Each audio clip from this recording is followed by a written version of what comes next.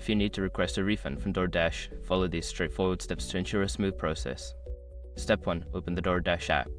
Launch the DoorDash app on your mobile device or visit the DoorDash website on your computer. Make sure you're logged into your account.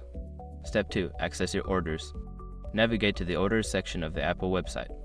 Here, you will find a list of your past and current orders. Step 3. Select the order. Find the order for which you want a refund. Click on it to view the details, including items ordered and delivery information.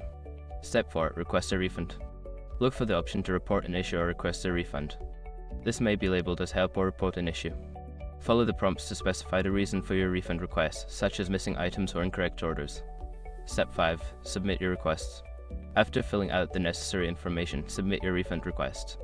You should receive a confirmation email or notification regarding the status of your request shortly after.